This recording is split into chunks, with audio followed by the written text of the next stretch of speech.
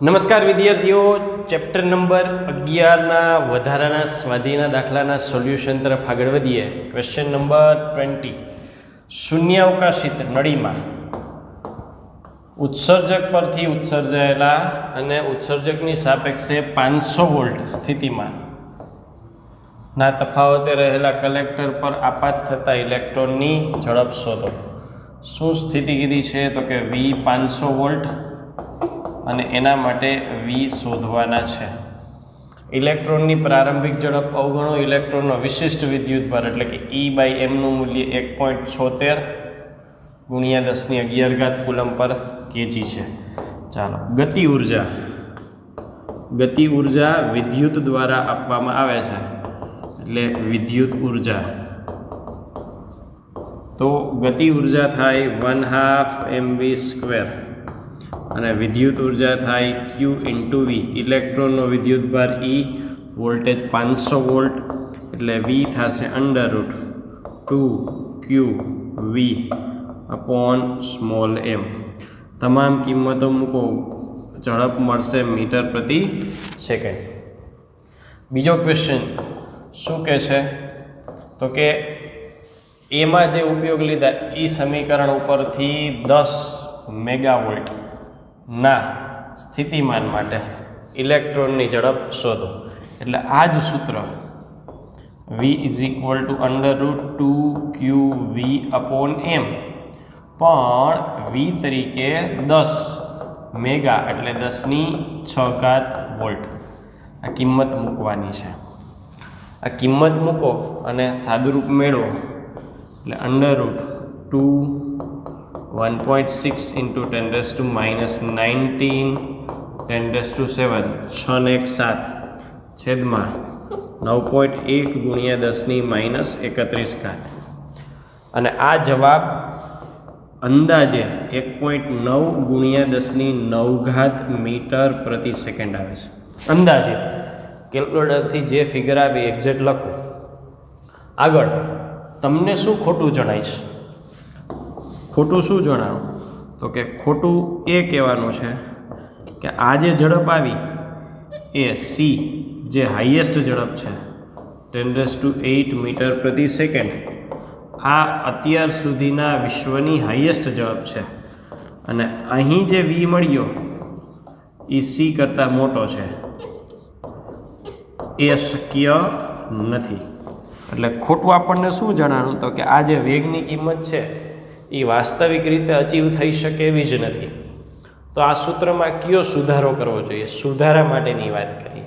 એટલે સુધારા માટે આપણે એક બાબત ધ્યાનમાં લેશું. ગતિ છે, વેગ છે, વેગને આધારે બે પ્રકારની સ્થિતિઓ ધ્યાનમાં લેવાની થાય. એક વેગ છે એની કિંમત સામાન્ય હોય. સામાન્ય એટલે V very less than C. Vની કિંમત વેરી લેસ ધેન C હોય. અને બીજું V એપ્રોક્સિમેટલી C એટલે C ની નજીક હોય. V very less than C હોય તો સામાન્ય સૂત્રો, કોઈ પણ સામાન્ય સૂત્ર આપણે વાપરી શકીએ. એના દ્વારા મેળવી શકાય. સામાન્ય સૂત્રો દ્વારા મેળવી શકાય. એટલે આપણે જે વાત કરી એ કે ભાઈ K = 1/2 mv² QV લઈ શકાય. V √2qV/m. ટૂંકમાં ગતિ ઉર્જાની સીધી સૂત્ર દ્વારા આપણે રજૂઆત કરીને જવાબ મેળવી શકીએ. પણ V એપ્રોક્સિમેટલી C હોય તો આઇન્સ્ટાઈને એવું કીધું કે આવું થાય. આઇન્સ્ટાઈને એવું કીધું કે V જ્યારે એપ્રોક્સિમેટલી C જેટલું થાય ત્યારે દળ છે એ ઘટે છે. દળ શું થાય છે? ઘટે છે. કેટલું ઘટે છે? તો કે એણે એવું કીધું કે જો m0 છે એ સ્થિર અવસ્થાનું દળ, એટલે કે પ્રારંભિક દળ હોય. આપણી સમજૂતી પ્રમાણે પ્રારંભિક દળ અને ગતિ કરે અને એને લીધે જો m અંતિમ દળ હોય તો દળ છે એ ઉર્જામાં ફરી જાય. દળ છે એ ઉર્જામાં ફરી જાય. દળ છે એનું રૂપાંતરણ થાય. શેમાં થાય? તો કે ઉર્જામાં થાય. જો m દળ હોય તો એને અનુરૂપ ઉર્જા થાય mc². બરાબર છે. અહીંયા આ બાબતને આપણે આગળ કન્ટિન્યુ કરીએ અને આખી મેટર સમજીએ. અહીંયા પ્રારંભિક m0 છે ને અંતિમ m છે, તો E = શું થાય? અંતિમ માઇનસ પ્રારંભિક. અંતિમ કેટલું? તો કે m, mc². પ્રારંભિક કેટલું? -m0c². એના સ્વરૂપે અથવા ગતિજ ઉર્જા સ્વરૂપે mc² -m0c².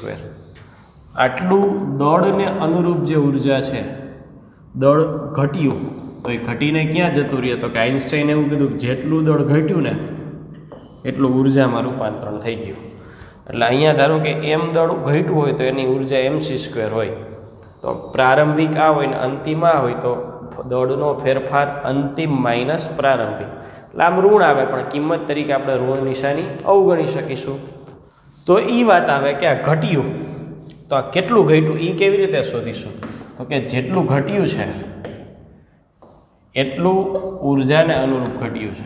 તો આઇન્સ્ટાઈને એવું કીધું કે અંતિમ દળ m કેટલું હોય? તો કે m0 √1 - v²/c² જેટલું લેવું. અંતિમ દળ કેટલું લેવું? m/m0 √1 - v²/c². આ યાદ રાખવાનું છે જ્યારે આટલી ઝડપ હોય ત્યારે. હવે એની કિંમત મૂકી અને તમે સાદુરૂપ આપો એટલે આ છે 1, અહીંયા લખો 1 માં મૂકવામાં આવે તો શું થાય? તો કે k m0, mની બદલે m0 √1 - v²/c² c² -m0c². ચાલો આ સાદુરૂપને આપણે આગળ વધારીએ અને જોઈએ કે હજી આમાં શું આપણે મેળવી શકીએ. તો સાદુરૂપ દ્વારા આપણને શું મેળવી શકાય એની વાત કરીએ. હવે આ ઉર્જા કોણ આપે છે? તો કે વોલ્ટેજ. તો k અહીંયા લખી k કેટલા? તો કે વિદ્યુત ઉર્જા QV. ચાલો k તરીકે આ સમીકરણ મૂકીશું એટલે શું થશે કે m0c² √1 - v²/c² -m0c² ઇલેક્ટ્રોનના વિદ્યુતભારનો E અને વોલ્ટેજ તરીકે 10 મેગાવોલ્ટ. m0c ની કિંમત છે. m0 એટલે કશું નહીં તો કે m0 એટલે ઇલેક્ટ્રોનનું સામાન્ય દળ કેટલું થાય? 9.31 × 10⁻31 કિલોગ્રામ. તો આખા સમીકરણમાં બાકી રહેશે v. અહીંયા બધી કિંમતો મૂકી અને એના પરથી પરિણામી v મેળવી શકાય, જેનો એકમ થશે મીટર પ્રતિ સેકન્ડ. તો આ બંને બાબતો આપણે અહીંયા યાદ રાખવાની છે. થિયરીના પાર્ટમાં નહોતું પણ આ બંને આઇન્સ્ટાઈને મેળવેલા સમીકરણો છે. નેક્સ્ટ ક્વેશ્ચન ઉપર આવીએ. Question number 21. એક સરખી ઉર્જા ધરાવતા 2 મીટર 2 × 10⁶ મીટર પ્રતિ સેકન્ડ જેટલી ઇલેક્ટ્રોનની ઝડપ ધરાવતા ઇલેક્ટ્રોન બીમ પર લંબ રૂપે આટલું ચુંબકીય ક્ષેત્ર લગાડવામાં આવે છે તો વર્તુળાકાર માર્ગની ત્રિજ્યા કેટલી થશે? અને E/m આપેલું છે. હવે આમાં તો આપણી પાસે સીધું સૂત્ર છે. વર્તુળાકાર માર્ગની ત્રિજ્યા r = mv/qb. તો v b m છે ને છેદનો છેદ કરું તો q/m આવો ઉપયોગ કરી શકીએ. કારણ કે અહીંયા E/m ઇલેક્ટ્રોન હોય તો qની બદલે શું મૂકી શકાય? E. તો r તરીકે v E/m × b. અહીંયા કિંમતમાં આ વેગની કિંમત થશે E/m આપેલું છે અને આ જે કિંમત છે એ કોની થશે? ચુંબકીય ક્ષેત્ર b. કિંમત મૂકી અને એકમ મીટર અહીંયા ત્રિજ્યા મળી જશે. બીજો પ્રશ્ન શું છે? બીજો પ્રશ્ન તો કે અહીં ઉપયોગમાં લીધેલ સૂત્ર 20 મેગા ઇલેક્ટ્રોન વોલ્ટ ઇલેક્ટ્રોન બીમના માર્ગની ત્રિજ્યાની ગણતરીમાં તમે ઉપયોગમાં લઈ શકો છો. કેટલી ઉર્જા આપેલી છે? તો કે ઉર્જા આપેલી છે 20 મેગા ઇલેક્ટ્રોન વોલ્ટ. આટલા ઇલેક્ટ્રોન બીમના આટલી ઉર્જા ધરાવતું સૂત્ર માટે ત્રિજ્યાનું સૂત્ર મેળવી શકો છો. અહીંયા કહેશું કે ભાઈ ના, ઇલેક્ટ્રોન માટે ઇલેક્ટ્રોનને વર્તુળાકારની માર્ગની ત્રિજ્યા છે એ ઉર્જા પર આધારિત નથી, એ ક્ષેત્રો પર આધારિત છે. અને એના વર્તુળ માર્ગે કોણ ફેરવે? ચુંબકીય ક્ષેત્ર. એનો તો કોઈ ઉલ્લેખ નથી. એટલા માટે સીધું આપણે આ કહી શકીએ નહીં.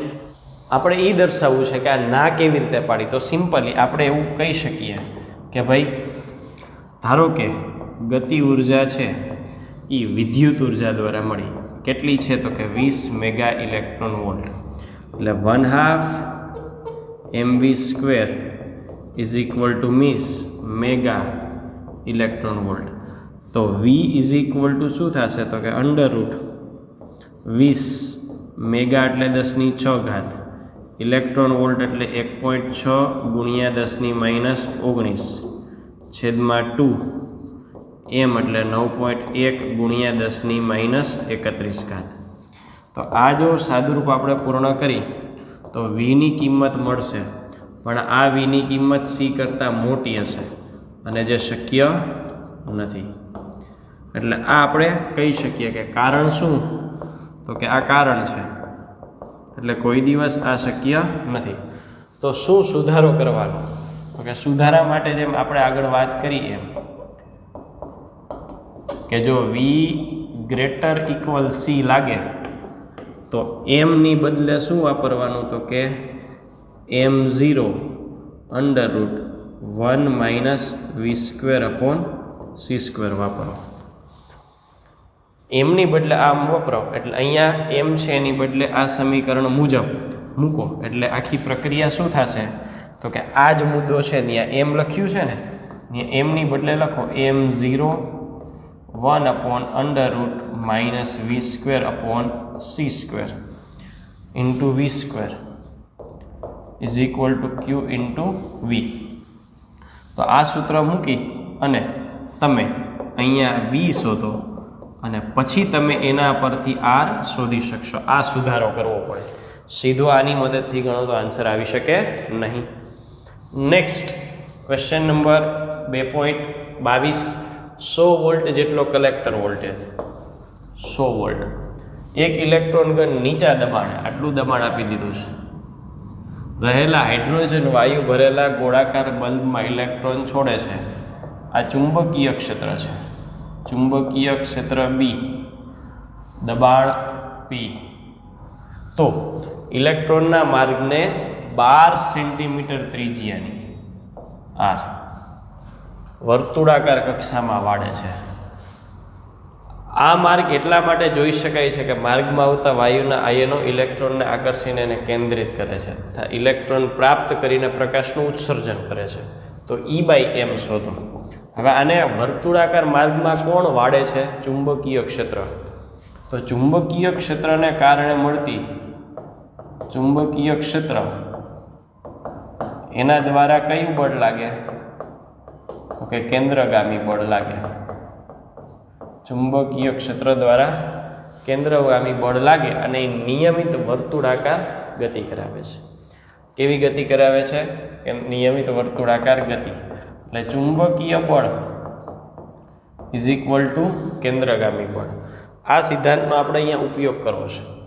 હવે 100 વોલ્ટ જેટલો કલેક્ટર વોલ્ટેજ છે એવી ઇલેક્ટ્રોન ગન આ દબાણે હાઇડ્રોજન વાયુ ભરેલા ગોળાકાર બલ્બમાં ઇલેક્ટ્રોન છોડે છે. એટલે બીજી વાત એ થઈ કે અહીંયા આપણને ક્ષેત્રની સાથે સાથે વોલ્ટેજ આપેલો છે. એટલે વોલ્ટેજને અનુરૂપ આપણે ઝડપ શોધવાની વાત આવે તો વોલ્ટેજને અનુરૂપ કેટલા ઝડપ થાય? તો કે અહીં ગતિ ઉર્જા છે એ ગતિ કરાવવામાં આવે છે એ કોના દ્વારા? તો કે વિદ્યુત દ્વારા ગતિ કરાવવામાં આવે છે. તો ગતિ ઉર્જા થાય 1/2 mv² અને વિદ્યુત ઉર્જા થાય q ઇન્ટુ v. તો v is equal two √qv/c². 2qv upon m 2q एक इलेक्ट्रॉन એટલે ઇલેક્ટ્રોન માટે q અને એના માટે v। તો આનો અર્થ એ થવો જોઈએ કેપિટલ v ને સ્મોલ v બે ખબર હોવી જોઈએ।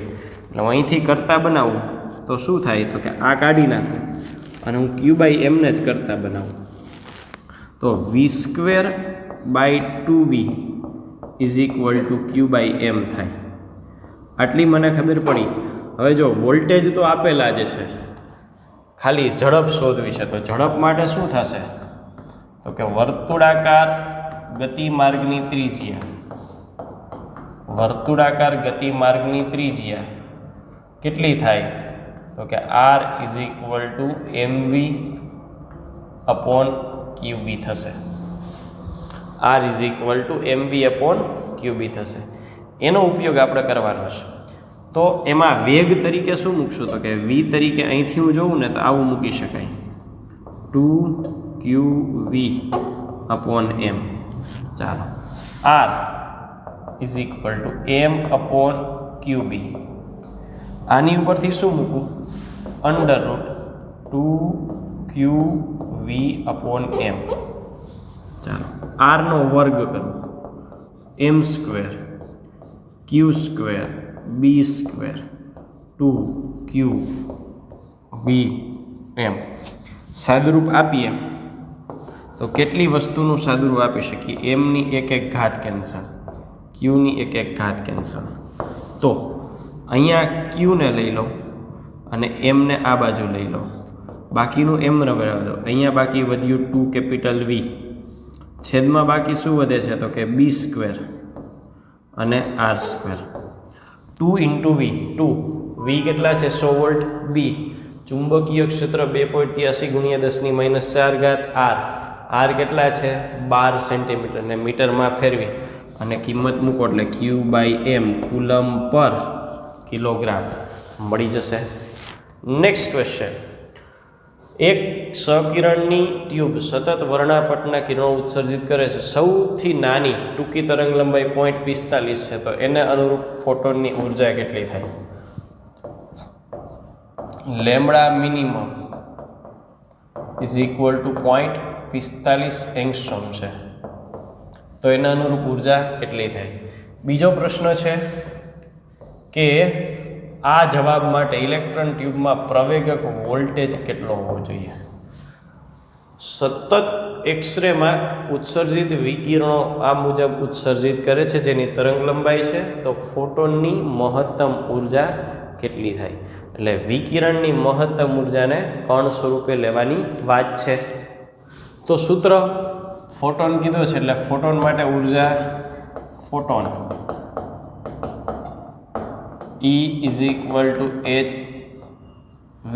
= hc/λ અને ઇલેક્ટ્રોન વોલ્ટમાં જોતું હોય તો E⁻, એટલે આ જવાબ છે એ ઇલેક્ટ્રોન વોલ્ટમાં આવે। વધુ મોટો કે નાનો જવાબ હોય તો કિલો અથવા મેગા લખી શકો। પ્રશ્ન છે ઇલેક્ટ્રોન ટ્યુબમાં પ્રવેગક વોલ્ટેજ કેટલા હોવા જોઈએ। હવે આઇન્સ્ટાઈન માટેનું સમીકરણ, આમ તો આ એક્સરેની વાત છે એટલે એક્સરેમાં અને આઇન્સ્ટાઈનમાં ફરક શું ચેપ્ટર નંબર 12માં આવે છે, પણ છતાંય હું ચર્ચા કરું છું। એક્સરે અને આઇન્સ્ટાઈન નાનકડો ફરક છે। આઇન્સ્ટાઈનમાં ફોટો ઇલેક્ટ્રિક અસર એવું કહે છે કે તમે કોઈ પણ વોલ્ટેજ આપો છો તો એમાંથી વર્ક ફંક્શન જેટલા વોલ્ટેજ શોષણ થઈ જાય એટલી ઉર્જા શોષાઈ થાય પછી બાકીના વોલ્ટેજ આરે ઉત્સર્જિત થાય। અને એક્સરે એવું કહે છે જેટલા વોલ્ટેજ આપો ને એને અનુરૂપ તરત ઉત્સર્જન જ થઈ જાય, એમાં આવી રાહ નથી જોવી પડતી। બરાબર છે? તો બસ આ જ વાત થાય। hv એટલે ઉર્જા, ev હવે અહીંયા જે જવાબ ઇલેક્ટ્રોન વોલ્ટમાં મળ્યો એ પાછલો એકમ ઇલેક્ટ્રોન વોલ્ટ છે, તો અહીંયા જો તમે બંનેના ઇલેક્ટ્રોન કાઢી નાખો તો v = સમથિંગ વોલ્ટ મળ્યું હોય। પણ અહીંયા જવાબમાં શું ધ્યાન રાખવાનું ખબર છે? ઉદાહરણ તરીકે કિંમત જે આવે એ ધારો કે 27 ઇલેક્ટ્રોન વોલ્ટ આવ્યા, 27 હોઈ શકે, 27,000 હોઈ શકે, વોટએવર, પણ યોગ્ય રીતે લખો તો અહીંયા પણ તમારો જવાબ શું થશે 27 વોલ્ટ। પણ આ આદર્શ સ્થિતિ થઈ, તમે જેટલા આપો છો એટલાનું બધાયનું રૂપાંતરણ થાય. ખરેખર આપણે ધારો કે 27 વોલ્ટને અનુરૂપ ઉત્સર્જન જોતું હોય ને તો વ્યયને એ બધું એડ કરવા પડે, એટલે હોય એના કરતાં થોડુંક વધારે આપવું પડે. એટલે 27ની બદલે આપણે એવું કહીએ કે આ મળે છે, તો આદર્શ રીતે આવું તો વ્યાવહારિક રીતે શું કરાય, તો કે વ્યાવહારિક રીતે 27 કરતાં મોટા વોલ્ટ અપાય, 28, 29, 30. એટલે આપણે સરળતાથી આ પ્રકારના કિરણો મેળવી શકીએ. નેક્સ્ટ ક્વેશ્ચન, ઇલેક્ટ્રોનની પોઝિટ્રોન સાથેની ઉચ્ચ ઉર્જા અથડાણો માટેના એક્સિલરેટર પ્રયોગમાં કોઈ ઘટનાનું અર્થઘટન 10.2 બિલિયન ઇલેક્ટ્રોન વોલ્ટની કુલ ઉર્જાના જોડકાના પૂર્ણ નાશ દ્વારા સમાન ઉર્જાના 2 કિરણોના ઉત્સર્જન તરીકે થાય. તો દરેક સાથે સંકળાયેલી તરંગ લંબાઈ, ચાલો કોઈ એકની ઉર્જા કેટલી થશે, તો કે 10.2 બિલિયન ઇલેક્ટ્રોન વોલ્ટ ભાગ્યા 2, કારણ કે 2 ઉત્પન્ન થાય છે ને, તો આપણને કીધું છે ઉર્જાના 2 વિકિરણોના ઉત્સર્જન લ્યો અને એના ઉપરથી કોઈ એક માટે શોધો, એટલે આ થશે 5.1 બિલિયન ઇલેક્ટ્રોન વોલ્ટ. હવે આના સાથે સંકળાયેલી તરંગ લંબાઈ શોધવાની છે. તો આ કણ છે, કણ માટે કોની વાત કરવી પડશે, તો કે કણ હોય તો આપણે દ બ્રોગલીની વાત કરવી પડશે. તો lambda is equal two h upon √2me, જ્યાં દરેક કિંમતો આપણને ખબર છે. h એટલે 6.6 ગુણ્યા 10⁻34 જૂલ ઇન્ટુ સેકન્ડ, દળ થશે 9.1 ગુણ્યા 10⁻31, ઉર્જા 5.1 બિલિયન એટલે 10⁹ એટલે ગુણ્યા 10⁹. પછી ઇલેક્ટ્રોન માટે 1.6 ગુણ્યા 10⁻19 જૂલ. એમની કિંમત એટલે કે ઇલેક્ટ્રોનનું દળ અને ઈની કિંમત, તમામ કિંમતો મૂકી દેશો એટલે અહીંયા તરંગ લંબાઈ બેઝિક એકમ થશે મીટર. પછી મોટા કે નાના જવાબો માટેનું યોગ્ય રૂપાંતરણ કરવું. નેક્સ્ટ ક્વેશ્ચન, ક્વેશ્ચન નંબર 25, નીચેની 2 સંખ્યાઓનો અંદાજ મેળવવો રસપ્રદ રહેશે. એ સંખ્યા તમને, પહેલી સંખ્યા એ કહેશે કે શા માટે રેડિયો એન્જિનિયરોએ ફોટોન વિશે બહુ ચિંતા કરવી નહીં. રેડિયો એન્જિનિયરો એટલે તો કે જે એન્જિનિયરો વિદ્યુત ચુંબકીય તરંગોના સાથે સંકળાયેલા છે. એટલે આપણી ઘરે જે ટીવીનું DTH કનેક્શન છે એમાં જે છત્રીમાં કિરણો આવે છે એ કિરણો વિદ્યુત ચુંબકીય વિકિરણો, અને એના એન્જિનિયરોને રેડિયો એન્જિનિયર કહેવાય. મોબાઈલમાં જે કિરણો આવે છે એ મોબાઈલ એ રેડિયો કિરણો, ને એના એન્જિનિયરોને રેડિયો એન્જિનિયરો કહે છે. એને એવું કહે છે કે એને શું કામ ચિંતા નથી કરવાની, એ ક્યારેય ફોટોનની સંખ્યા માટે કેમ ધ્યાન નથી આપતા. બીજી સંખ્યા એ દર્શાવે છે કે ભલે ને માંડ પારખી શકાય તેવો પ્રકાશ હોય, પણ શા માટે આપણી આંખ ક્યારેય ફોટોનની ગણતરી કરી શકતી નથી. એટલે કહેવાનો અર્થ બહુ ઓછા પ્રકાશનો જથ્થો હોય છે છતાંય ફોટોનની સંખ્યા કેમ આંખ દ્વારા નક્કી નથી કરી શકાતી. અને આ બંને વાક્યો સમજવા ગણતરી આપેલી છે. પહેલી ગણતરીની વાત કરીએ. પહેલી ગણતરીમાં શું કીધું છે, તો કે 500 મીટર તરંગ લંબાઈ ધરાવતા રેડિયો તરંગો ઉત્સર્જિત કરતા 10 કિલો વોટ પાવરના મીડિયમ વેવ ટ્રાન્સમીટરમાંથી 1 સેકન્ડ દીઠ ઉત્સર્જાતા ફોટોનની સંખ્યા, 1 સેકન્ડ દીઠ ઉત્સર્જાતા ફોટોન કેટલા થાય. ચાલો, પાવર એટલે ઉર્જાના છેદમાં સમય. આમ તો ફોટોનની ઉર્જા થી દર્શાવાય છે, એટલે ટેક્સ્ટ બુક આનું સૂત્ર આવું લખે છે, NE is equal two NH. વી નથી આપેલું, વીની બદલે C/લેમ્બડા છેદમાં T. તો N ઇઝ ઇક્વલ ટુ શું થશે, capital P T H C અને લેમ્બડા. પાવર છે, સમય છે, લેમ્બડા છે, H અને C 2 ચરાકો છે. કિંમત મૂકશો એટલે ફોટોન્સ પ્રતિ સેકન્ડ આવશે. હવે આ સંખ્યા એવડી મોટી આવશે કે એનાથી કોઈ ફરક નથી પડતો. શું કામ, તો કે એવડી મોટી સંખ્યાથી કંઈ ફરક નથી પડતો, પણ તમે એક માટે જુઓ તો એક માટે E is equal to HV is equal to HC/લેમ્બડા. આ તમને 1ની ઉર્જા મળશે. એકમ લખો તો જૂલ થશે. હવે આ ઉર્જા છે એ ખૂબ નાની છે, એમને મેં ખબર પડી જાય. આ -34 આ +8 અને આ +2 એટલે એપ્રોક્સિમેટલી -26 ક્રમની આવશે. ખૂબ નાની ઉર્જા છે. હવે એ પ્રમાણે આ ઉર્જામાં ફોટોનની સંખ્યા ખૂબ મોટી થાય એટલે n છે એ ખૂબ મોટા છે, n છે એ ખૂબ મોટા છે, એટલા માટે એને કંઈ ફરક પડતો નથી. આ વાક્ય ઉદાહરણથી સમજાયું. પછી બીજા વાક્ય માટે બીજું ઉદાહરણ આપ્યું છે. શું કીધું છે બીજા ઉદાહરણમાં? તો કે એની ગણતરી ઉપર આવીએ આપણે. સફેદ પ્રકાશની નિમ્નતમ તીવ્રતા, જેમનો મનુષ્યો અહેસાસ કરીએ કે આપણી આંખ છે અંજાઈ ન જાય. સૂર્યપ્રકાશનો સફેદ પ્રકાશ જોઈએ ને તો આંખ અંજાઈ જાય, પણ સાદી ટ્યુબલાઇટ સામે જોઈએ ને તો જોઈ શકીએ. આપણી આંખની કેપેસિટી કેટલી? તો કે P = 10⁻10 વોટ પ્રતિ મીટર સ્ક્વેર. એને આની આરે સરખાવ્યા છે. આ કિલો વોટ છે એટલે હજી 10⁻³ બીજી લાગશે. 4 મીંડા એકડા, પછી 4 મીંડાના એકડાના છેદમાં 10 મીંડા, એટલે આ પાવર તો બહુ નાનો છે. આગળ, આંખની કીકીમાં દર સેકન્ડે કેટલા ફોટોન દાખલ થતા હશે? એટલે n કેટલા હશે? ફોટોનની સંખ્યા આંખની કીકીનું ક્ષેત્રફળ આપણને કીધું છે 0.4 સેન્ટીમીટર સ્ક્વેર લ્યો, અને સફેદ પ્રકાશની સરેરાશ આવૃત્તિ 6 × 10⁴ હર્ટ્ઝ. હવે અહીંયા તમે જો ફોટોનની ઉર્જા શોધો તો ફોટોનની ઉર્જા કેટલી થાય? તો કે પ્રકાશના ફોટોનની ઉર્જા, એક ફોટોનની ઉર્જા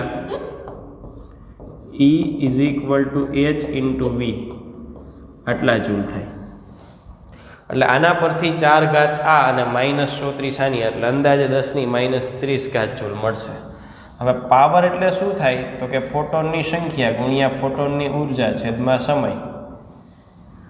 ક્ષેત્રફળ છે એ 0.4 સેન્ટીમીટર સ્ક્વેર આપેલું છે, અને અહીંયા ન્યૂનતમ તીવ્રતા કીધી છે. એટલે આપણે અહીંયા P લખ્યું, એ Pને બદલાવશું અને I લખીશું. એટલે અહીંયા આપણે સમીકરણ બદલાવાનું થશે.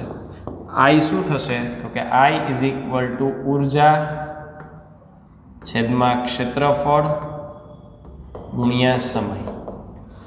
I ઉર્જા તરીકે n × E, ક્ષેત્રફળ તરીકે a અને સમય તરીકે t. તો n = I/T/E. I A 0.4 centimetre square છે, મીટરમાં ફેરવું પડે એટલે હજી 10⁻⁴. t તરીકે તો કે કઈ જ દીધું છે? દર સેકન્ડે. અને એ આપણે અહીંયા મેળવી લીધા છે. આ ફોટોનની સંખ્યા ફોટોન પ્રતિ સેકન્ડ, ફોટોન પ્રતિ સેકન્ડ. તો ઉર્જાની સાપેક્ષમાં અહીંયા ફોટોનની સંખ્યાની વાત, ફોટોનની સંખ્યા 1 સેકન્ડમાં કેટલા ફોટોન આપાત થાય છે એની સંખ્યા મળશે. એ સંખ્યા એટલી મોટી હશે કે જેને ગણવી જરૂરી નથી, અથવા તો ગણવી શક્ય જ નથી. તો સરખામણી તમારે કરવાની છે A અને B આરે. હવે A માટે તમને જે જવાબ મળે A માટે જે જવાબ મળે A, અને B માટે જે જવાબ મળે A, એની વાત કરો તો એમાં જે તમને સંખ્યા મળી હતી E, અને બીમાં જે સંખ્યા મળી હતી એમાં એની સંખ્યા ખૂબ મોટી છે, એના સામે બીની સંખ્યા એની સાપેક્ષે નાની છે.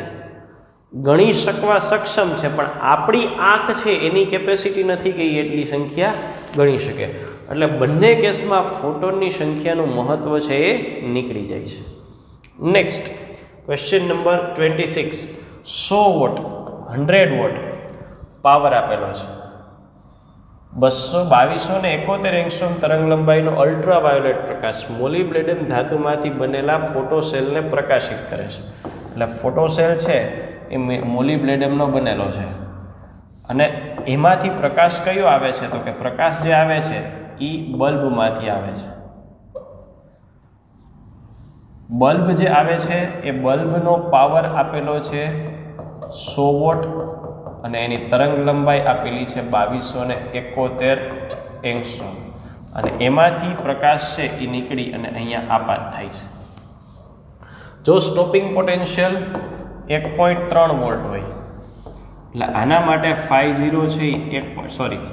V0 છે એ 1.3 વોલ્ટ છે. તો ધાતુનું કાર્ય વિધેય કેટલું થાય? φ0 કેટલા થશે?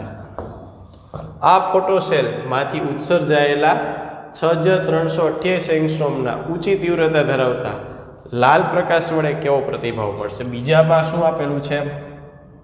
બીજા કેસમાં આપેલું છે જો lambda is equal two 6328 angstrom હોય, જેની તીવ્રતા 10⁵ વોટ પ્રતિ મીટર સ્ક્વેર હોય, તો અસર કેવો પ્રતિભાવ આપે છે, શું સૂચવે છે? ચાલો અહીંયા વાત કરીએ તો અહીંયા વર્ક ફંક્શન પૂછ્યું છે એટલે આઇન્સ્ટાઈન મુજબ લખીશું EV0 is equal to HV minus φ0. આપણે φ0 શોધવાના છે તો φ0 is equal to HV minus EV0. ચાલો HV એટલે HC અપોન લેમ્ડા અને E એટલે ઇલેક્ટ્રોન વોલ્ટમાં ફરી જાય માઇનસ. જો V0 1.3 હોય તો EV0 માં 1.3, કારણ કે આને આપણે ફેરવી નાખ્યા. એટલે આ વર્ક ફંક્શન આપણને ઇલેક્ટ્રોન વોલ્ટના ક્રમનું મળશે. આ મળશે એટલે એના પરથી આપણે બીજું શું શોધી શકીએ? તો કે તરંગ લંબાઈની વાત કરવાની થાય. φ0 is equal to HC upon lambda 0. તો લેમ્ડા 0 અથવા તો આપણે આવૃત્તિથી જ વાત કરીએ HV0. તો V0 કેટલા થાય? તો કે V0 is equal two φ0/h, જે જવાબ આવે. પણ અહીંયા ઇલેક્ટ્રોન વોલ્ટમાં છે, ગણતરી કરવી હોય તો અહીંયા શેમાં ફેરવી નાખવાના? જૂલમાં. હવે અહીં શું થશે? તો કે અહીં V is equal two C upon lambda મુજબ V શોધવાના થાય. પછી નક્કી કરવાનું થાય કે જો V ગ્રેટર ધેન V0 હોય, V ગ્રેટર ધેન V0 હોય તો ફોટો ઇલેક્ટ્રિક અસર થાય, એટલે ફોટો ઇલેક્ટ્રિક ઉત્સર્જન થશે. તો ફોટો ઇલેક્ટ્રિક ઉત્સર્જન થશે. ધારો કે નાના છે તો ઉત્સર્જન થશે નહીં. એટલે શું અસર થશે અને કેવો પ્રતિભાવ આપશે એનો જવાબ આ મુજબ લખવાનો થશે. અને જો ના હોય, નાના હોય, V છે એ નાના હોય, એટલે એક કેસ જો V છે એ નાના હોય તો કંઈ થશે નહીં. કોઈ પણ પ્રકારની અસર, ફોટો ઇલેક્ટ્રિક અસર અહીંયા ઉત્પન્ન થઈ શકે નહીં. Next question 27. સીઝિયમનું પ્રકાશ સંવેદી દ્રવ્ય લગાડેલ ટંગસ્ટન નિયોન બલ્બમાંથી 640.2 નેનોમીટર, માહિતીમાં આપેલું છે પેલું 640.2 નેનોમીટર તરંગ લંબાઈના એકરંગી પ્રકાશ વડે પ્રકાશિત થાય છે. એટલે આપાત છે, આપાત તરંગ લંબાઈ. Stopping potential stopping potential V0 0.54 volt છે. પ્રકાશના આ ઉદ્ગમની જગ્યા આયન મૂકવામાં આવે છે. તેની 427.2 નેનોમીટર વર્ણપટ રેખાઓ આ ફોટોસેલને પ્રકાશિત કરે છે. તો નવું સ્ટોપિંગ પોટેન્શિયલ શોધો. ચાલો હવે આપાત આ છે કોના માટે? તો કે ટંગસ્ટન માટે. આ જે છે એ ટંગસ્ટન માટે છે. ટંગસ્ટન માટે સ્ટોપિંગ પોટેન્શિયલ આ મુજબ આપેલું છે. પ્રકાશના આ ઉદ્ગમની જગ્યાએ આર્યન ઉદ્ગમ મૂકવામાં આવે છે, જેની 472.2 નેનોમીટર તરંગ લંબાઈઓ આ ફોટોસેલને પ્રકાશિત કરે છે. એટલે આપાત જે છે એ આ છે. હવે એ બદલી અને આ લેમ્ડા 2 તરીકે કરી નાખ્યું 427.2 નેનોમીટર. તો સ્ટોપિંગ પોટેન્શિયલ શું થશે? બે કિસ્સા છે. ચાલો પહેલા કેસમાં તો કે બેઝિક સૂત્ર તો સ્ટોપિંગ પોટેન્શિયલનું EV0 is equal to HV minus φ0. હવે અહીંયા કીધું છે સ્ટોપિંગ પોટેન્શિયલ આપેલું છે, તરંગ લંબાઈ આપેલી છે, એટલે આપણે એના પરથી કાર્ય વિધેય મેળવી શકશું. માટે φ0 is equal to HV minus EV0, અને EV0 પ્રમાણે કરવું હોય તો HC upon lambda into E minus EV0 કેટલા હતા? 0.54. વર્ક ફંક્શન મળ્યું, એકમ થશે ઇલેક્ટ્રોન વોલ્ટ. બીજું કીધું છે આ તરંગ લંબાઈ આપાત કરીએ તો સ્ટોપિંગ પોટેન્શિયલનું શું થાય? એટલે બીજા કેસમાં સ્ટોપિંગ પોટેન્શિયલ ગણવાનું છે. બીજા કેસમાં સૂત્ર તો એનું જ લાગશે, EV0 is equal to HV minus φ0 HC lambda E minus φ0. અહીંયા શું ફરક હતો તો કે અહીંયા તમારે જે મૂકવાનું હતું એ લેમડા 1 મૂકવાની હતી અને બીજા કેસમાં લેમડા 2 મૂકીશો એટલે ઇલેક્ટ્રોન વોલ્ટમાં આ એકમનો જવાબ આવશે EV0. બે બાજુથી E કાઢી નાખો તો V0 ઇઝ ઇક્વલ ટુ આટલા વોલ્ટ સ્ટોપિંગ પોટેન્શિયલ થશે. એટલે પહેલામાંથી વર્ક ફંક્શન મેળવીને બીજામાં એનો ઉપયોગ કરવાનો છે. Next question number 28. Photoelectric ઉત્સર્જનના આવૃત્તિ પરના અવલંબનના અભ્યાસ માટે મર્ક્યુરી લેમ્પ યોગ્ય ઉદ્ગમ છે, કારણ કે તે અલ્ટ્રાવાયોલેટથી લઈ અને દ્રશ્ય પ્રકાશ એટલે આપાત પ્રકાશ જુદી જુદી આવૃત્તિનો કરવો હોય તો જુદી જુદી આવૃત્તિ એક જ ઉદ્ગમ સ્થાનમાંથી મેળવવી હોય તો સારામાં સારું દ્રવ્ય છે આકાશ. આ ફોટો સેલ રૂબિડિયમનો છે અને એના દરમિયાન નીચે આપેલ વર્ણપટ રેખાનો ઉપયોગ થયો હતો. એટલે કેટલી તરંગ લંબાઈઓ વાપરી હતી એની વાત કરી છે. તો તરંગ લંબાઈઓ 1, 2, 3, 4 અને 5 તરંગ લંબાઈ વાપરીશ અને એને અનુલક્ષીને સ્ટોપિંગ પોટેન્શિયલ મળીએ છે 1, 2, 3, 4 અને 5. એટલે પહેલું કામ શું કરવાનું તો કે આના મુજબ ગ્રાફ દોરવો પડે. આ ગ્રાફ દોરવાની વાત છે. અહીંયા જે પ્રયોગ કર્યો છે એ પ્રયોગને અનુસંધાને ગ્રાફ દોરો. ગ્રાફ દોરવામાં શું માહિતીમાં લખવાનું છે તો કે આ જુદી જુદી આવૃત્તિ અને આ સ્ટોપિંગ પોટેન્શિયલ. આવૃત્તિ કેવી રીતે મળશે તો કે આવૃત્તિ માટે V is equal two C upon lambda. એટલે પહેલી પ્રક્રિયામાં પહેલી ગણતરીમાં તમારે શું કરવું પડશે તો કે V is equal two C upon lambda મુજબ V1, V2, V3, V4 અને V5 આ મેળવવા પડશે. અંદાજિત વાત કરું તો પહેલું આપ્યું છે 3650 એટલે 3 ગુણ્યા 10 ની 8 ઘાત છેદમાં 3.6 ગુણ્યા 10 ની માઇનસ 10 ઘાત. આ બંનેનું સાદુરૂપ આપીએ એટલે પહેલા માટે હું જવાબ અંદાજિત લખું 3 ગુણ્યા 10 ની 8 ઘાત છેદમાં 3.6 5 ગુણ્યા 10 ની એંગસ્ટ્રોમ માઇનસ 10 ઘાત. એટલે 10 ઘાતને એંગસ્ટ્રોમમાં સેટ કરી છે એટલે -7 થાય. તો એપ્રોક્સિમેટલી આ જવાબ કેટલો મળશે તો કે આ જવાબ અંદાજિત 3/4.65 એટલે 0.75 ગુણ્યા 4/5 એટલે આ જવાબ મને એપ્રોક્સિમેટલી આટલો મળશે 0.8 ગુણ્યા 10 ની 15 ઘાત. એપ્રોક્સિમેટલી કેલ્ક્યુલેટરથી જે આવે એટલે 8 ગુણ્યા 10 ની 14 ઘાત. અહીંયા હું લખું છું 8 ગુણ્યા 10 ની 14 ઘાત હર્ટ્ઝ. હવે એ જવાબો તમારે લખવાના છે. એટલે આવૃત્તિની કિંમત જોશો ને તો તરંગ લંબાઈનો આ ચડતો ક્રમ છે તો આવૃત્તિનો ઉતરતો ક્રમ થશે ને. એટલે આવૃત્તિ પ્રમાણે પહેલાં કોણ આવતી હશે V5, પછી આવતી હશે V4, પછી આવશે V3, પછી આવશે V2, પછી આવશે V1. જોજો ધ્યાનથી. સ્ટોપિંગ પોટેન્શિયલના માપ આપેલા છે એટલે હું અહીંયા લખું છું V01, V02, V03, 4 અને 5.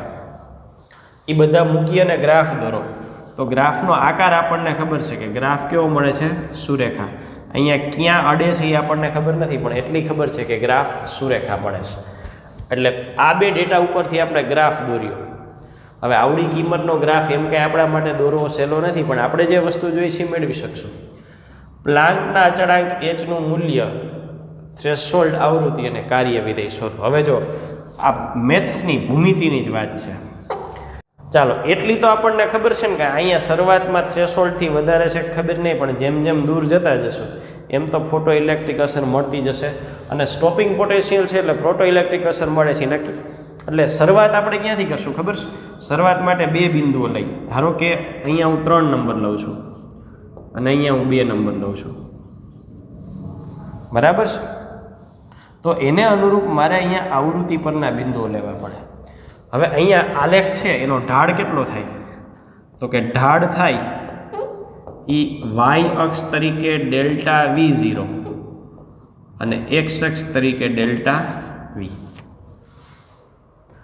અને ઢાળની કિંમત કેટલી થાય તો કે આ ગ્રાફ પ્રમાણે ઢાળ કેટલો થાય છે થિયરી પ્રમાણે h/e તો h is equal to delta V0 ધારો કે હું આ લઉં છું તો 3 - 2 છેદમાં V3 - V2 હવે V3 - V2 એ શોધવા જશો તો અહીંયા તમે એના અનુરૂપ જ બિંદુઓ લીધા હશે એને અનુરૂપ બિંદુઓ લીધા હશે તો એને અનુરૂપ તમને કંઈક કિંમતો મળી હશે પણ V3 - V2 કરશો તો થશે એવું કે V3 નાના છે અને V2 મોટા છે એટલે ગણતરી પ્રમાણે એક્ઝેક્ટ શું લેવાનું થશે તો કે આ લેવાનું થશે V2 - V3 ચાલો E કિંમત મૂકો જવાબ આવશે અને આમાં કંઈ ગણતરી કરવાની જરૂર નથી જો V03 V02 V2 અને V3 અહીંયા તમે શોધી લીધેલા છે બરાબર છે V2 મોટા છે V3 નાના છે એટલે V2 - V3 જ કરીશું તો જવાબ આવશે પણ તમને એમ થાય કે આ નિશાની ખોટી હશે તો બિલકુલ ચિંતા કરવાની જરૂર નથી અહીંયા જો સ્ટોપિંગ પોટેન્શિયલ કેવા ક્રમમાં છે ઉતરતા ક્રમમાં છે એટલે તમે ખરેખર મૂલ્ય લખશો ને ત્યારે ઊંધું થશે સૌથી નીચે કોણ આવશે તો કે સૌથી નીચે આવશે V05 એનાથી ઉપર આવશે V04 એનાથી નીચે V03 V02 હજી ઉપર જાવ તો V01 એટલે જો મેચે થઈ જશે 3 હારે 3 થઈ ગયું 2 હારે 2 એટલે તમે આરામથી 3 માંથી 2 બાદ કરો અને અહીંયા તમે V3 - V2 કરી શકો એટલે પ્લાન્ક અચળાંક મળી ગયું પેલું બીજી વસ્તુ બીજું શું કીધું છે થ્રેશોલ્ડ આવૃત્તિ અને કાર્ય વિધેય હવે બે એક જ સાથે સંકળાયેલા છે એક જ સાથે સંકળાયેલા છે એટલે તમારે શું શોધવાનું થાય તો કે થ્રેશોલ્ડ આવૃત્તિ હોય V0 ત્યારે સ્ટોપિંગ પોટેન્શિયલ કેટલું થાય 0 થાય એક્ઝેક્ટ થ્રેશોલ્ડ આવૃત્તિ એ સ્ટોપિંગ પોટેન્શિયલ 0 થાય એટલે અહીંયા તમે આવું લખી શકો V03 - 0 તો V3 - V0 ઇન્ટુ E તો અહીંયા તમને પ્લાન્ક અચળાંક તો પહેલા સ્ટેપમાં મળી જ ગયો છે બરાબર છે પછી બીજા સ્ટેપમાં V03ની કિંમત મૂકો આ 0 મૂકો V3ની કિંમત મૂકો V0 બાકી E તો સાદુરૂપને અંતે V0 મળી જશે એટલે થ્રેશોલ્ડ આવૃત્તિ મળી ત્રીજું કીધું જ કાર્ય વિધેય તો ત્રીજું કાર્ય વિધેય φ0 ઇઝ ઇક્વલ ટુ HV0 એટલે પેલા બે વસ્તુઓ ગ્રાફની મદદથી જ મેળવવાની છે ચાલો પછી નેક્સ્ટ ક્વેશ્ચન ઉપર આવીએ નીચેની ધાતુઓનું કાર્ય વિધેય આપેલું છે કોના કોના આપેલા છે તો કે સોડિયમનું આપેલું છે પોટેશિયમનું આપેલું છે મોલિબ્લેડમ નિયોન કઈ ધાતુ ફોટોસેલથી 1 મીટર અંતરે 33 એંગસ્ટ્રોમ તરંગલંબાઈ માટે ફોટો ઇલેક્ટ્રિક ઉત્સર્જન અનુભવે 50 સેન્ટીમીટર અંતરે મૂકવામાં આવે તો શું થાય હવે ફોટો ઇલેક્ટ્રિક અસર માટે જરૂરી બાબત શું છે એની શરત શું છે તો કે શરત છે આપાત આવૃત્તિ છે એ થ્રેશોલ્ડ આવૃત્તિ કરતાં વધારે હોવી જોઈએ બરાબર છે બે બાજુ H વડે ગુણ નાખો તો HV greater equal HV0 HV એટલે આપાત ઉર્જા અને HV0 એટલે કાર્ય વિધેય તો અહીંયા ઉર્જા E ઇઝ ઇક્વલ ટુ શું થાય તો કે HV તો એ જોઈએ તો HV અને ઇલેક્ટ્રોન વોલ્ટમાં શોધવું હોય તો E લેમ્બડા એટલે ઇલેક્ટ્રોન વોલ્ટમાં આવે HCE લેમ્બડા તરીકે 3300 એંગસ્ટ્રોમ મૂકો અહીંયા જવાબ મેળવો હવે આપણી પાસે બે જ શક્યતા થશે જો E ગ્રેટર ઇક્વલ φ0 તો ફોટો ઇલેક્ટ્રિક ઉત્સર્જન અથવા ફોટો ઇલેક્ટ્રિક અસર થશે અને જો E લેસ દેન φ0 હોય તો થશે નહીં અહીંયા આપણને એવું કીધું છે કે આટલા અંતરે મૂકીએ તો શું થાય તો અહીંયા આપણે લખીએ કે અંતર બદલવાથી ઉર્જાનું સૂત્ર શું છે? તો કે ઉર્જાનું સૂત્ર છે E=hv, અર્થાત અંતર પર આધારિત નથી.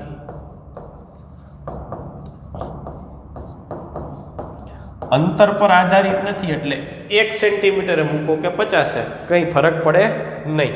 લખશું 1 મીટર હોય કે 50 સેન્ટીમીટર, કોઈ અસર થશે નહીં. એના પર કોઈ પણ પ્રકારની અસર થઈ શકે નહીં. નેક્સ્ટ વાત કરીએ, ક્વેશ્ચન નંબર 30. 10⁻5 વોટ પ્રતિ મીટર સ્ક્વેર તીવ્રતાનો પ્રકાશ. I તરીકે આપણને કિંમત આપેલી છે 10⁻5 વોટ પ્રતિ મીટર સ્ક્વેર. 2 સેન્ટીમીટર સ્ક્વેર જેટલું સપાટીનું ક્ષેત્રફળ, આખી સપાટીનું ક્ષેત્રફળ છે 2 સેન્ટીમીટર સ્ક્વેર. એના પર પડે છે તો સોડિયમના 5 સ્તરો.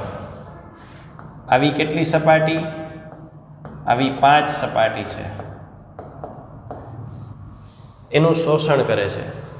વિકિરણ ને તરંગ પ્રકૃતિ છે. તરંગ પ્રકૃતિ એટલે પૂરેપૂરી ઉર્જા મળી રહે ને પછી ઉત્સર્જન થાય ત્યાં સુધી ઉર્જાનું શોષણ કરે, તત્કાલીન ન થાય.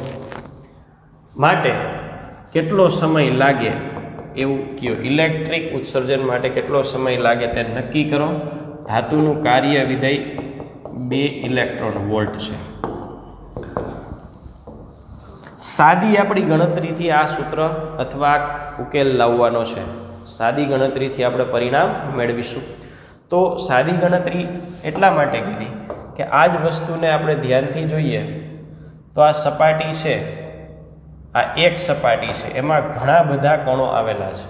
1 2 3 4 5 6 7 આવા કેટલાય આવેલા છે. અહીંયા હું જેટલા સમાય એટલા દોરું છું. અત્યારે આપણે જે વાત કરીએ છીએ એ એક સપાટીને અનુલક્ષીને કરીએ છીએ. એક સ્તર. હવે આટલી તીવ્રતાનો પ્રકાશ પડે છે, 5 સ્તર આરે પડે છે, 5 સ્તર ઉપર પડે છે. હવે આપણે ગણતરી કરીએ. 5 સ્તર ઉપર પડે છે તો આપણે એક પરમાણુની વાત કરવી છે. એક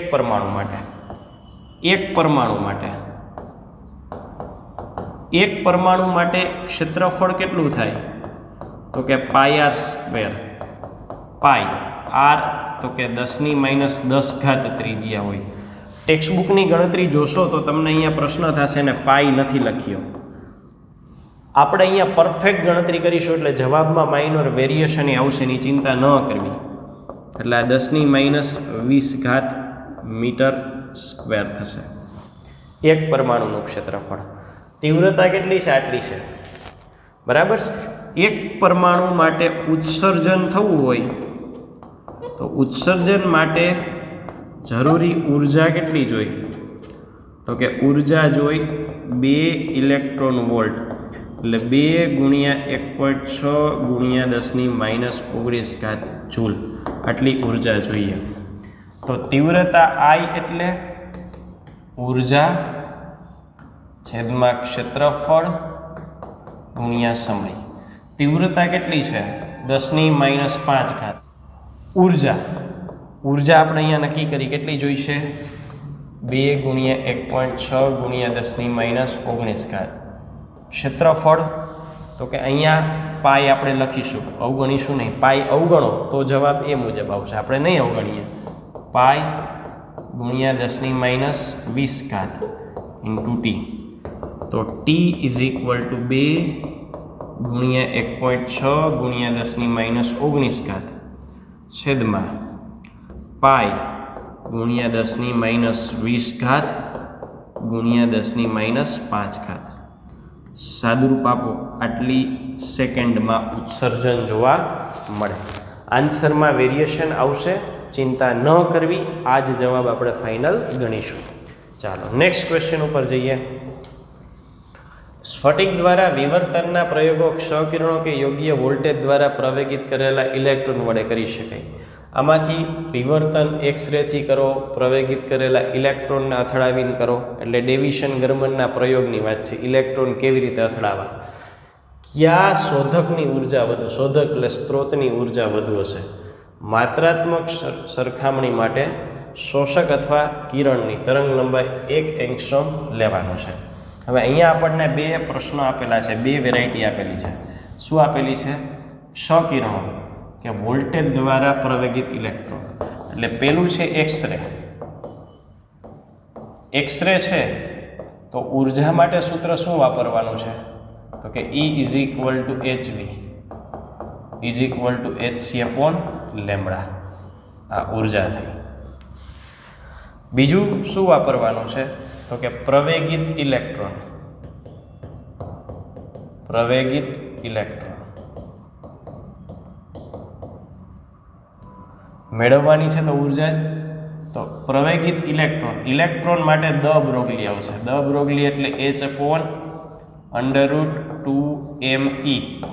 તો E = h²2m². એમ તરીકે કોનું દળ લેવાનું?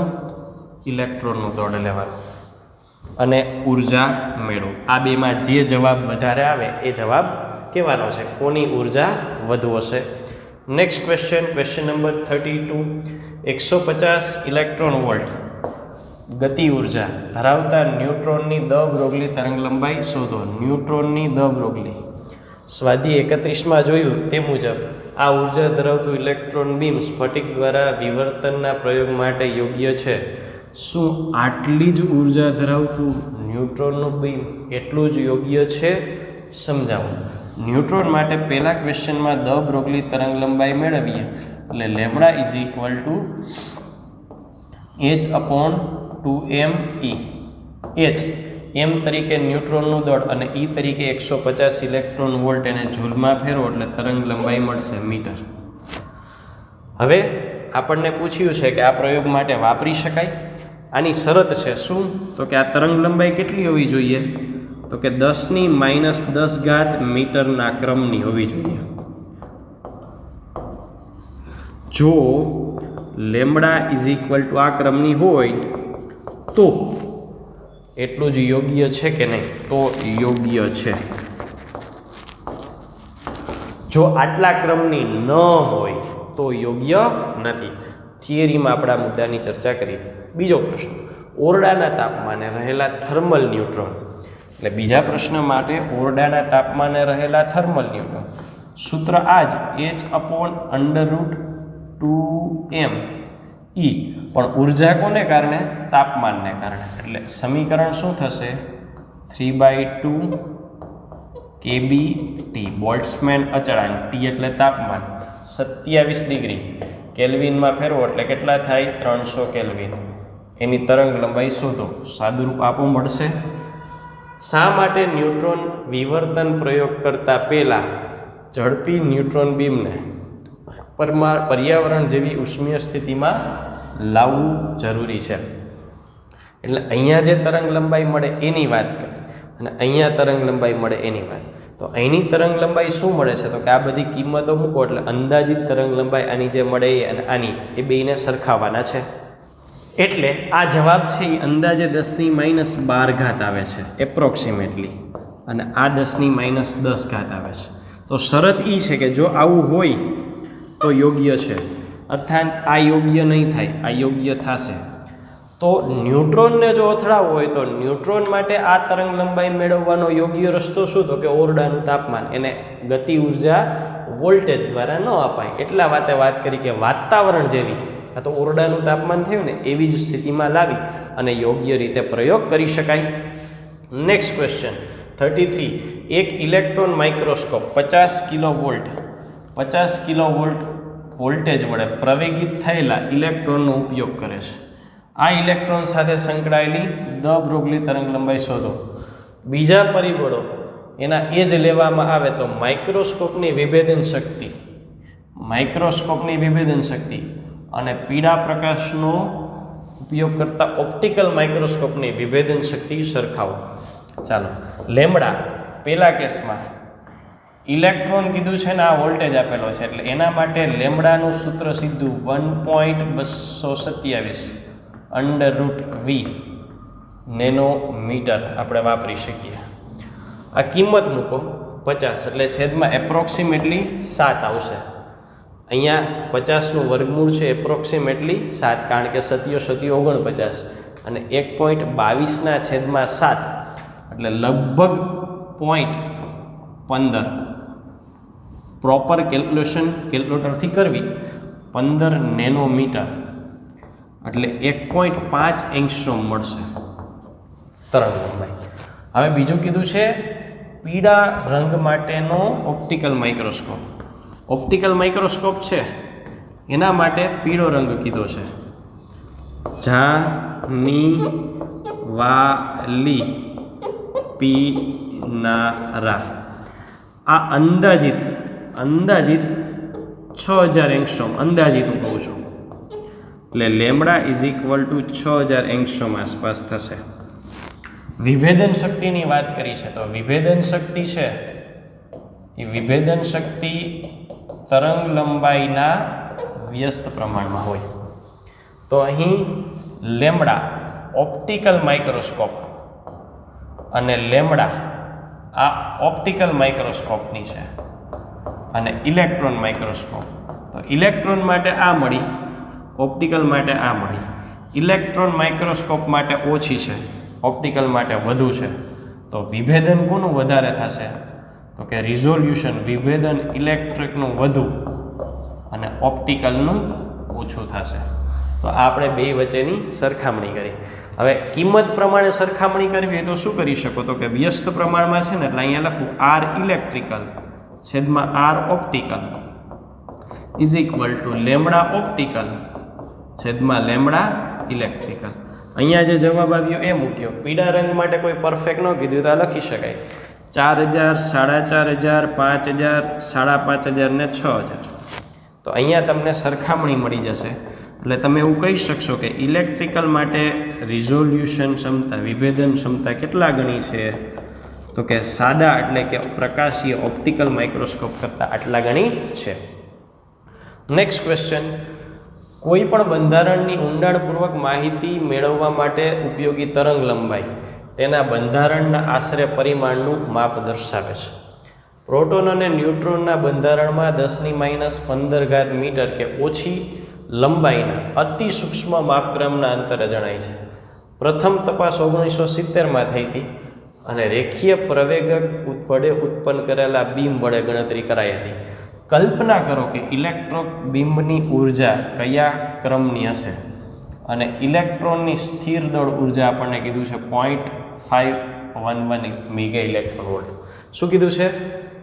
આશરે બંધારણનું કેસ દર્શાવે છે. પ્રોટોન અને ન્યુટ્રોનના ક્વાક બંધારણમાં આટલા માપક્રમના અંતરે જણાય છે.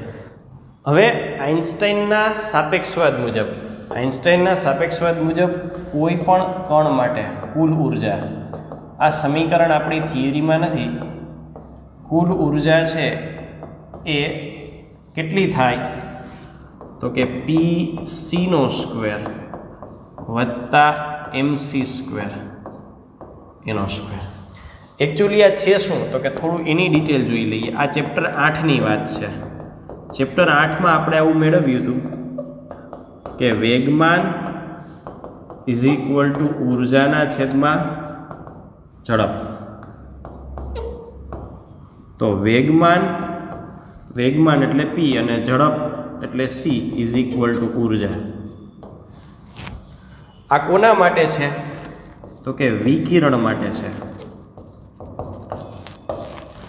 અને આ કોના માટે છે તો કે આ આઇન્સ્ટાઈને મેળવેલું હતું અને આ કણ માટે છે. જ્યારે સંયુક્ત સ્વરૂપ હોય, વિકિરણ સ્વરૂપ હોય અને કણ સ્વરૂપે હોય, સંયુક્ત સ્વરૂપ હોય ત્યારે કુલ ઉર્જાનું સૂત્ર આવું થાય છે. થોડી હજી આગળ ડિટેલમાં જઈએ. શા માટે તો કે m is equal two m0 √1 - v²/c². તો m0 ઇઝ ઇક્વલ ટુ શું થાય તો કે m 1 - v²/c². હવે જુઓ અહીંયા જો સંપૂર્ણ વિકિરણ હોય, સંપૂર્ણ વિકિરણ સ્વરૂપની વાત કરો તો સંપૂર્ણ વિકિરણ હશે ને તો વેગ કોના જેટલો થાય? શૂન્યાવકાશમાં પ્રકાશના વેગ જેટલો. એટલે v ને c સરખા થઈ જાય. તો આનો ભાગાકાર 1, 1 - 1 0, એટલે m0 = શું થઈ જાય? 0. જો m0 તરીકે 0 મૂકો તો E = બાકી રહ્યું Pc. થઈ ગઈ ને વિકિરણની ઉર્જા છે જો સંપૂર્ણ વિકિરણ હોય તો. અહીંયા સંપૂર્ણ વિકિરણય નથી અને સંપૂર્ણ કણય નથી, બેયની સંયુક્ત વાત છે. એટલે આપણે ઉર્જામાં વિકિરણ અને કણ બેયના સ્વરૂપે મેળવવાની છે. તો Pc પહેલા પાર્ટ માટે આપણે તરંગ લંબાઈની મદદથી વેગમાન મેળવશું.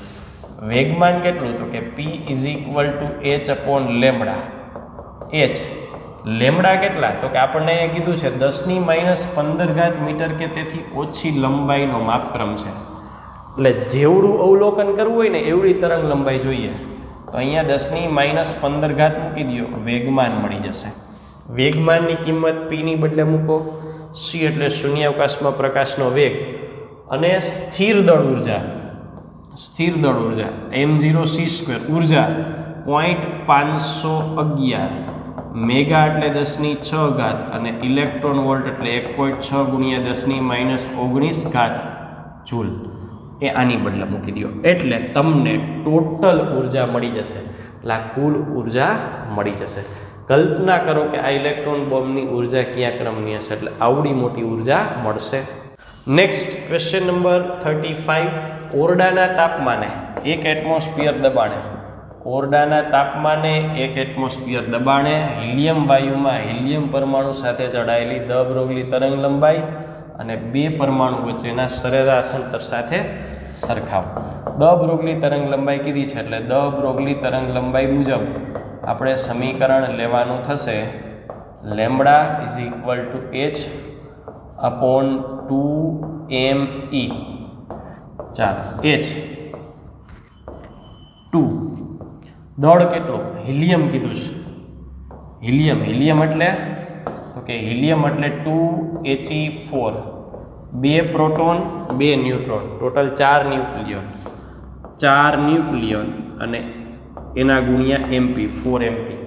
જો કુલ આપી દઈએ તો વેલ એન્ડ ગુડ, અથવા તમે આ લઈ શકો. આના પરથી લખવું હોય તો કેટલું થાય? તો કે 4, આના પરથી લખવું હોય તો 4 એટમિક માસ યુનિટ, આને કિલોગ્રામમાં કન્વર્ટ કરી નાખું તોય ચાલે. ઇન્ટુ ઉર્જા કોને કારણે? તાપમાનને કારણે 3/2 kBT અને તરંગ લંબાઈ મળી જશે. પછી કીધું છે 2 પરમાણુ વચ્ચેનું અંતર. 2 પરમાણુ, આ એક પરમાણુ, આ બીજો પરમાણુ. કોઈ પણ એક પરમાણુની ત્રિજ્યા r હોય તો બીજાની r, ટોટલ અંતર કેટલું થાય? 2r. એની સાથે સરખાવાનું કીધું એટલે λ/d. લેમ્બડાની જે કિંમત આવી અહીંથી મૂકો, d તરીકે 2r. અંતર કેટલું? તો કે ત્રિજ્યા કેટલી? 10⁻10 મીટર. એની સાથે સરખાવો અને કહેવાનું કે લેમ્બડા છે એ આના કરતાં આટલા ગણું છે અથવા ડી આના કરતાં આટલા ગણું છે. તો આ થઈ એને અનુરૂપ ઉર્જા. નેક્સ્ટ વાત કરીએ ક્વેશ્ચન નંબર 36. ધાતુમાં 27 ડિગ્રી સેન્ટીગ્રેડ તાપમાન રહેલા ઇલેક્ટ્રોનની દ બ્રોગલી તરંગ લંબાઈ અને તેને ધાતુમાં રહેલા 2 ઇલેક્ટ્રોન વચ્ચે સરખાવો જે આટલા મીટર છે. તો અહીંયા આ જે વાત છે એ અને આ જે વાત છે 35 અને 36 બંને સરખા જ થાય. ફરક શું છે? અહીંયા હિલિયમ કીધું છે. હિલિયમ છે ને એટલે હિલિયમનું દળ લેવાનું છે અને અહીંયા તમને શું કીધું છે? ઇલેક્ટ્રોન, એટલે ઇલેક્ટ્રોનનું દળ લેવાનું સમીકરણમાં. આટલો જ ફરક, બાકી બધું સરખું છે. પછી જો એ જ તારણ લખ્યું છે 35 અને 36 દર્શાવે કે સામાન્ય સ્થિતિમાં વાયુના અણુ સાથે સંકળાયેલા તરંગ પેકેટ સંપાત થતા નથી. જ્યારે આમાં સંપાત થતા હોય છે દર્શાવે કે સામાન્ય રીતે વાયુના અણુઓને એકબીજાથી અલગ પાડી શકાય, સરળતાથી પાડી શકાય, જ્યારે ધાતુમાં આ વસ્તુ ઇલેક્ટ્રોનને સરળતાથી અલગ પાડી શકાતા નથી. આ ઘણું પાયાના અનુમાન તરફ દોરી જાય છે. એટલે બેયની કિંમતો તમારે સરખાવવાની છે. Next question 37. નીચે આપેલા પ્રશ્નોના જવાબ આપો. પ્રોટોન અને ન્યુટ્રોનમાં રહેલા ક્વાર્ક્સના વિદ્યુતભારો +2/3e 1/3e ધરાવતા હોવાનું માનવામાં આવે છે. આવું મિલિકાનને કેમ ન જણાણું? મિલિકાને પ્રયોગ કર્યા, એમાં એને વિદ્યુતભાર મળ્યો હતો, તો એને તો પૂરેપૂરો e જ મળ્યો, 2/3e નો મળ્યો, 1/3e ના મળ્યો. શા માટે? એટલા માટે કે મિલિકાને જ્યારે પ્રયોગ કર્યો ત્યારે એ વિદ્યુતભારો ત્યાં હાજર હશે, પણ કોઈ પણ વસ્તુ હાજર હોય તો અવલોકન કરવા તો જોશે ને. થોમ્સને ઇલેક્ટ્રોનની શોધ કરી, એનો અર્થ એની પહેલાં ઇલેક્ટ્રોન નહોતો, હતો જ, પણ જોઈ શકાય અથવા તો અવલોકન કરી શકાય એના કોઈ પ્રયોગ અથવા સાધન મળે તો શક્ય બને. એટલે મિલિકાનના સમયમાં ન આવ્યું એનું કારણ કે એવું કંઈ ઓબ્ઝર્વ કરવા માટે, અવલોકન કરવા માટે યોગ્ય પરિસ્થિતિઓ એની પાસે નહોતી, એટલે ન ખબર પડી. બીજો પ્રશ્ન, E/m એ જોડાણમાં ખાસ નવું શું છે? શા માટે આપણે એકલા E કે એમની વાત નથી કરતા? કોઈ પણ પરિસ્થિતિમાં આપણે ઇલેક્ટ્રોન માટે વિદ્યુત હોય કે ચુંબક હોય, વિદ્યુત અને ચુંબક માટે શું કરીએ તો કે વિદ્યુતમાં આપણે ઉર્જા સરખાવી. ઇલેક્ટ્રોનની ગતિ ઉર્જા = વિદ્યુત ઉર્જા, અને 1/2 mv² = qv. બરાબર છે? તો 1/2 mv² = qv, તો q/m = v²/2v. ચુંબક હોય તો શું સરખાવી? તો કે બળ સરખાવી. ચુંબકીય બળ = કેન્દ્રગામી બળ. ચુંબકીય બળ કેટલું થાય? qvb. કેન્દ્રગામી બળ કેટલું થાય? mv²/r. એના મુજબ જો આપણે કરીએ તો q/m = v ની 1/1 કેન્સલ. તો અહીંયા શું બાકી વધ્યું? તો કે v તો અહીંયા આવતો રહ્યો છેદમાં, તો અંશમાં બાકી રહ્યો v, m અહીંયા છેદમાં rb.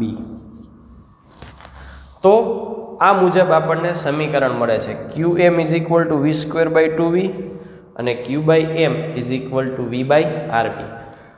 આ બંનેમાં બદલાય છે એ વેગ છે, એ વોલ્ટેજ પ્રમાણે બદલાય છે.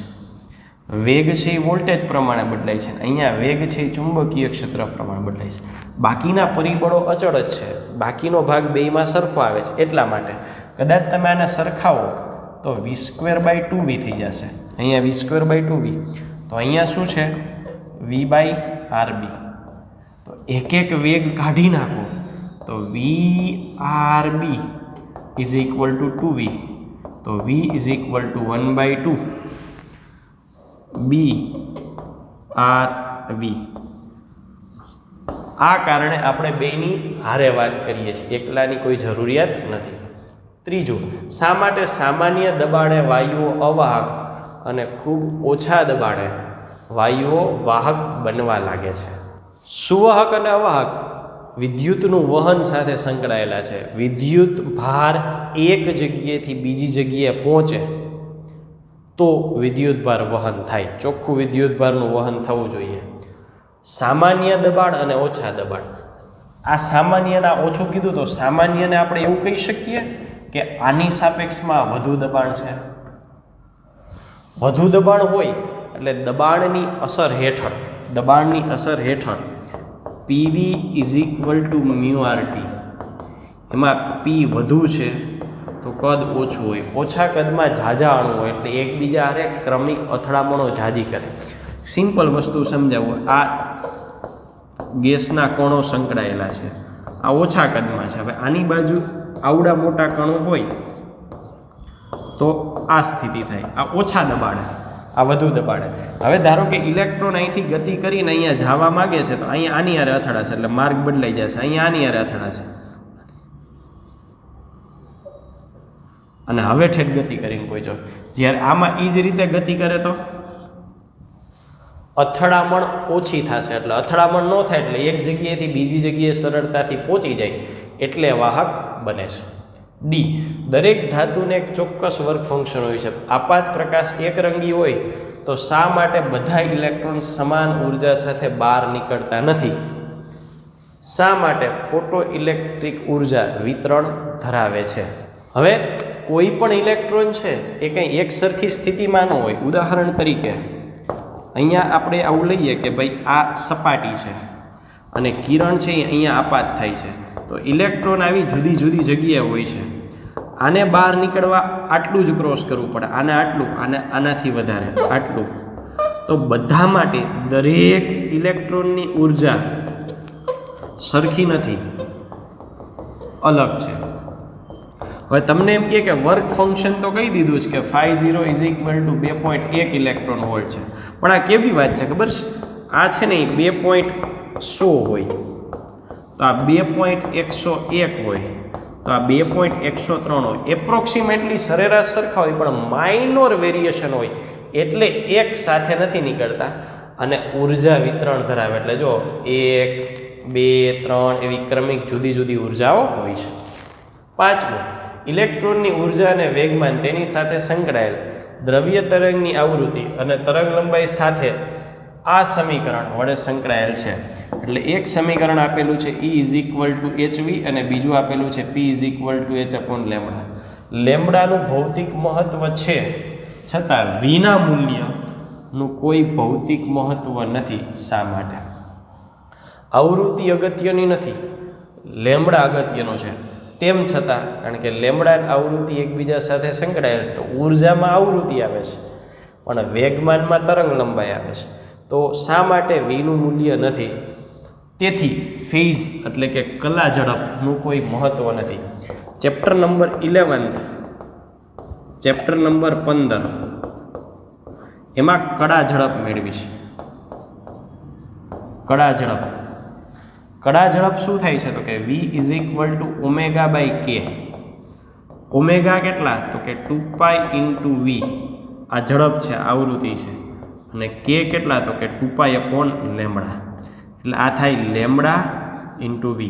એટલે સૂત્ર તો આ જ છે, કડા ઝડપ લેમ્બડા × V. હવે અહીંયા આપણને એવું પૂછ્યું છે કે કેમ મહત્વ નથી? તો આ λ/V છે, તો આને હું લેમ્બડા × V ને આવું લખી શકું, V/1/λ. એટલે છેદનો છેદ અંશમાં જશે. હવે આ જે વાત છે એને આપણે અહીંયા સાંકળી લઈએ. hv એટલે ઉર્જા. જો હવે જોજો, h વડે ગુણી નાખું × V અને h વડે ભાગી નાખું. હજી અહીંયા 1/λ તો છે જ ને, એના છેદમાં લેમ્બડા. એટલે આ શું થઈ ગયું? ઉર્જાના છેદમાં વેગમાન. ઉર્જાના છેદમાં વેગમાન. તો V = આવું લખી શકું ને, ઉર્જાનો ફેરફાર કોને કારણે? વેગમાનને કારણે. ઉર્જાનો ફેરફાર વેગમાનને કારણે. આગળ ચલાવું, ઉર્જા p²/2m લખી શકાય, કારણ કે ગતિ સાથે, ઝડપ સાથે સંકળાયેલી છે. તો ગતિ ઉર્જાનું સૂત્ર 1/mv² ને p²/2m છે, છેદમાં dp. ચાલો, p નું સાપેક્ષે વિકલન, p² નું વિકલન 2p છેદમાં 2m, 2 કેન્સલ, p/m. p/m એટલે કે ઝડપ છે, એ ઝડપનો આધાર p/m ઉપર એટલે કે વેગમાનના છેદમાં દળ પર છે. તો અહીં વેગમાનનું મહત્વ છે, એટલે કે વેગમાનમાં કોણ આવે છે? લેમ્બડા. એનું મહત્વ છે, આવૃત્તિનું મહત્વ નથી. આ આપણે સાબિત કર્યું. તો આ સાથે આપણે વધારાનું સ્વાધ્યાય પૂર્ણ કરીએ છીએ. Thank you.